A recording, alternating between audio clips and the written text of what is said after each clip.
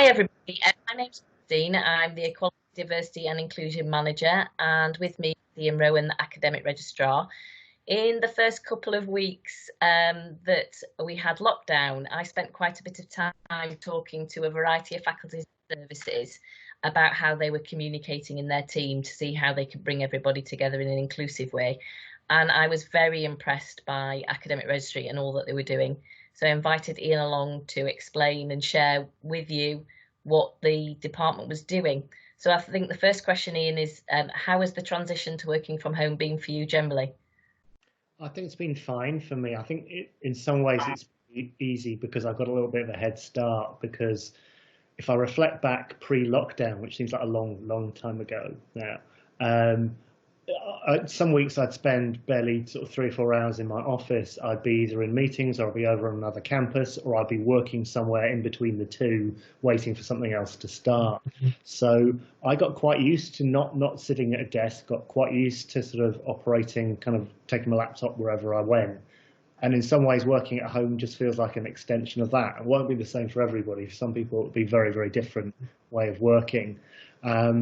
It's been fascinating for me seeing the kind of social experiment of how everybody has reacted and developed to working at home. So for most people, me included, doing video chat like this was quite a new thing. Yeah. And it was really funny in the first week or so of lockdown, everyone had that rabbit in the headlights look whenever they were on, because it's new and you're self-conscious. Yeah. And people have relaxed over time. And I think you more sort of personal reflection of what people are like.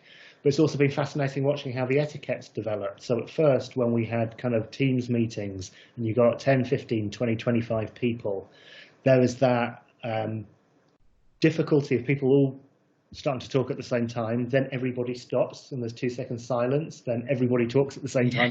And then somebody else says, no, you, no, you, no, you. And actually over time, people have evolved a kind of way of interacting that is different. And chairs of meetings have worked out how you chair a meeting effectively, and people have started using the chat stuff on Teams a lot. Yeah. Sort of sidebar to the meeting, and I think that's a really interesting way of discussion, of sort of embracing those kind of side comments which might not have been made in a meeting, but sort of scaffold and support the main discussion. So I think all of that developing how we work at home has been really interesting to kind of watch as an observer as well as a participant. But I do think it has its downsides as well. I do think there are things that people are just starting to struggle with a little bit around video fatigue, for example. There was a really interesting article I read a couple of days ago about why we find it so tiring doing video chat. And part of that is about the way we pay attention to stuff. And quite often, you and I are talking one-to-one here, but quite often there'll be 4 boxes on the screen. And you flick between them, and you're not getting the normal social cues that you would normally get from people's body language to the same extent.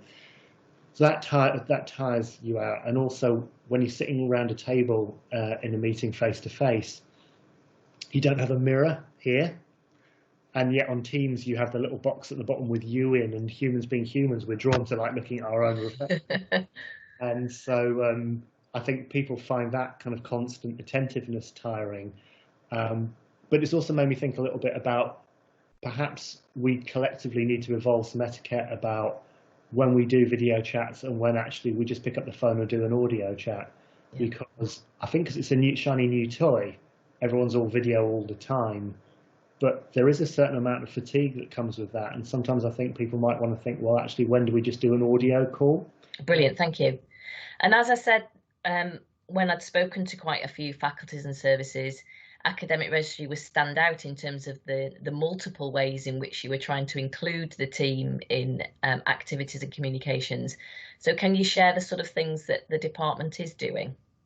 Yeah, sure. And I ought to preface this by saying that almost all of this is coming from them, from my team, not from me. This is not a top-down thing at all. It's from people who've spontaneously worked out ways of working together as a team in the situation in which we all find ourselves, and who have amazed me with their kind of ingenuity, but also their compassion and caring about the rest of the team. So, coming from me, some of what I do is really easy. So I do a kind of all-staff email every week, which I try and combine a bit of what's happening at work, making a point of expressing gratitude to staff for all that they're doing under very difficult circumstances, bit of big picture stuff about what's going on in the world, but also then something fun, which, things like the Easter egg competition, which we may come to, just to try and have that kind of conversational tone with people, set that from the start. And then we've encouraged, but not always needed to encourage, because it's been happening anyway, those kind of regular ways of bringing a team together. So doing Teams video chat, so people see each other's faces, that it's not just all by message. Having WhatsApp groups in Teams, so people are kind of pinging stuff backwards and forwards.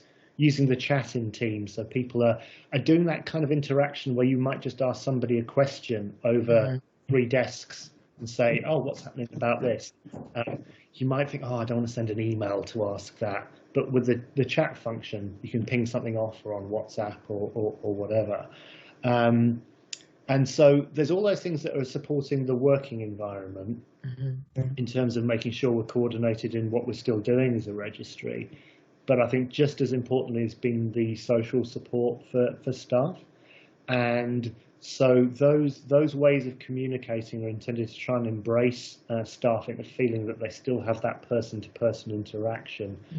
And from that has come all the variety of activities. I'm sure are happening in lots of other places. I know they're happening in lots of other places around the university. So there are kitchen pub quizzes. There is after work drinks. We had a fantastic registry Easter egg competition. And it sounds daft, but this is really important to us because it's about preserving the normal as much as possible in a world where things aren't. So at Christmas we had a fundraising for Sunderland Food Bank, decorate your desk competition, which was a revelation to me because I knew my team are great and I knew my team are hardworking, but I didn't realise how competitive and passionate they were. And we had these enormous constructions built over desks and so on. It's fantastic. Raised quite a lot of money for the charity. And so we've had an Easter egg competition, decorating, doing the same thing. And you've seen the results. I have. They were excellent. The creativity is amazing. And I had the privilege of the hard work of judging and trying to pick a top 3 of that lot. And we had, I don't know, there must have been about 30 or so, 32. That's fantastic engagement from across the team. It's the sort of thing that would happen if we were in. So I think the attitude everyone's taken is why would we stop doing this now? There's no reason to. So just trying to keep that feeling of life as normal. But I think that there are a couple of things in particular that people have paid attention to, which is people who are in very small teams who effectively work independently. We've bedded them into one of our existing teams to make sure that they're not sort of isolated because they're not part of the usual working group. And I think staff are very mindful about those colleagues who are maybe on their own at home. So we've got all ends of the spectrum. So we've got people who are coping with working at home with small children running around, which, one thing I'm hugely grateful for is now old enough that that's not an issue. Because that is just have cats calling over us, that's the only thing.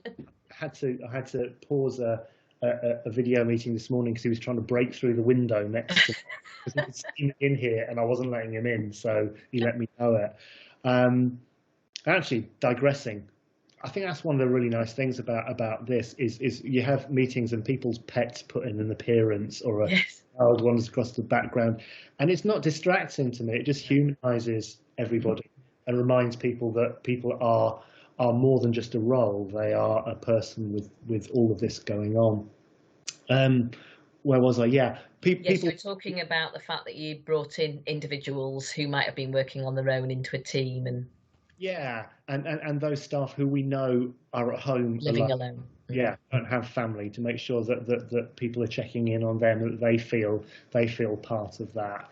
And also those members of the team who maybe were less IT comfortable, less comfortable doing Teams and video chat and so on, and making sure that whatever technology they've got, we can still bring them into the fold and they can still work alongside that. I think there is a flip side to some of this, though, which I think worth thinking about. there's loads of positive stuff happening, and there's loads of fun, and you see it in all things that kind of friends and people outside work are doing. And it's tempting sometimes to fall into the trap of everybody feels the same and everyone has the same comfort level. Yes. And yeah, it may be fine for people to say, okay, we're going to have a quiz and everyone's going to wear fancy dress and everyone's going to have a drink. It's going to be marvelous. And there will be one or two people in a team thinking, oh, that is my worst nightmare. I do not want to do this. And so I think we've got to be just cautious about, there will be people who are more introverted, less comfortable, and not make everybody feel pushed into activity. So it's about making sure there are things there that people can engage with without enforced fun, which is never fun at all. Never a good thing. No. Brilliant. Is there any other sort of final tips, Iain, that you have got around sort of bringing the team together that you've not talked about already? I think maybe the only thing I'd say is it sounds wrong, but it's a job like anything else. It's a task. It's something to do. It's something you've actively got to plan for, because it's really easy otherwise for time to slip away and you have the best of intentions. Then it hasn't really happened because you're so bound up with the really busy workload that everybody has at the moment. And so it's almost treating it like work and making time and scheduling it in and making sure that you've got the opportunity and space to do that. And I think that, and empowering staff to flourish and do their own things, because the stuff that the team have come up with is much better than anything that I could. Have you found that people have become more creative as a result of having this sort of time and space and freedom out at home? Yeah, I think so. And I think people have surprised themselves a little bit with how well they've adapted to all of this. I mean, we're lucky in the registry in that the nature of our work means that a lot of what we do, most, if not all of what we do, can pretty much be done like this. Yeah. I'm not saying it's ideal, but there are very few deal breakers about that. And so I think people's apprehensions hopefully have been overcome a little bit. It's easier for some people than others. It depends on what your role is. But generally, I think people have found that they have skills that they didn't know they had, and that they can work in ways in which they didn't know they could work. And one of the things I'm really interested in is how we change collectively as an organisation after all of this. What do we learn from this about how we might work and how we interact that we can take forward? I think there's a lot of thinking to do around that. There is, absolutely. Thank you very much, Iain, for sharing that with everybody, and have a good weekend. Thanks. You too, Justine.